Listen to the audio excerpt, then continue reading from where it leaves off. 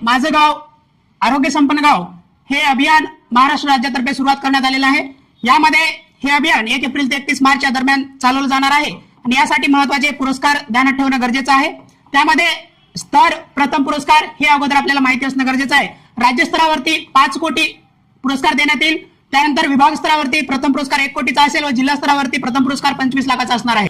आणि हे पुरस्कार ज्या ग्रामपंचायतींना आरोग्य संपन्न ग्राम म्हणून मानांकन दिले जाईल तर त्यांना खालील प्रमाणे या आता सांगितल्याप्रमाणे भव्य पुरस्कार दिले जाणार आहेत।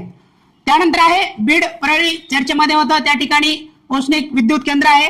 त्यानंतर बोरघाट मुंबई ते पुणे दरम्यान माहिती तंत्रज्ञान नियम 2021 यामध्ये काय बदल करण्यात आलेले आहेत आणि सध्या एआय निर्मित कृत्रिम साहित्य म्हणजे काय याची व्याख्या करण्यात आलेली आहे आणि डीप फेक वगैरे काय असं आढळून आल्यानंतर त्यासाठी आता 36 तासावरून 3 तासाचा अवधी देण्यात आलेला आहे। आपलं कंटेंट जर का चुकीचं असेल सोशल मीडियावरती तर ते काढून घेण्यासाठी राज्य अर्थव्यवस्था ध्यानात ठेवा। कोटी डॉलर मध्ये 2029 पर्यंत लक्ष्य आहे 1 लाख कोटी डॉलर। त्यानंतर 2035 पर्यंत 2 लाख कोटी डॉलर आणि 2047 पर्यंत 5 लाख कोटी डॉलरचं आपल्या महाराष्ट्राच्या अर्थव्यवस्थेचं लक्ष ठेवण्यात आलेलं आहे।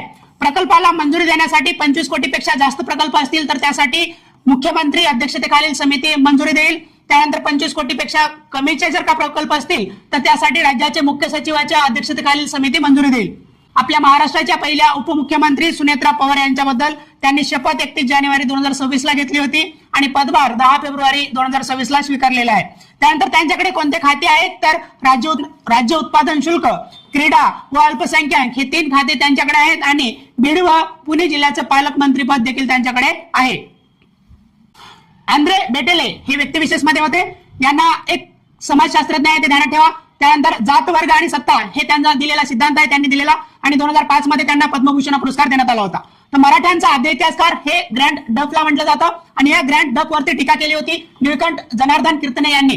त्यानंतर जगातील प्रमुख कापूस उत्पादक देशामध्ये चीन, भारत व भारत हे चर्चेमध्ये का होतं कारण आपल्यावरती अमेरिका 18% कर लावणार आहे परंतु बांगलादेशी कपड्यांवरती ते 0% कर लावणार आहे त्याबद्दल चर्चेमध्ये होतं। नंतर T20 विश्वचषक सध्या चालू आहे त्यामध्ये न्यूझीलंड वर्सेस UAE सामन्यादरम्यान सेफर्ड व ॲलन यांच्या जोडीने 175 रनाची सर्वोच्च भागीदारी केलेली आहे। आतापर्यंतची सर्वोच्च पार्टनरशिप आहे। जगातील सर्वात मोठा तांबे उत्पादक देश ध्यानात ठेवा चिली जो दक्षिण अमेरिकेतील एक देश आहे तो जगातील सर्वात मोठा तांबे उत्पादक देश आहे। एकूण जगाच्या उत्पादनाच्या 1/4 उत्पादन चिली हा देश घेतो। त्यानंतर भारताच्या बाबतीत ध्यानात ठेवा भारत एकूण जगाच्या उत्पादनाच्या 2% तांबे उत्पादन करतो आणि त्यामध्ये आपले मध्य प्रदेश, राजस्थान व झारखंड हे प्रमुख 3 राज्य भारतामध्ये तांबे उत्पादक म्हणून ओळखले जातात।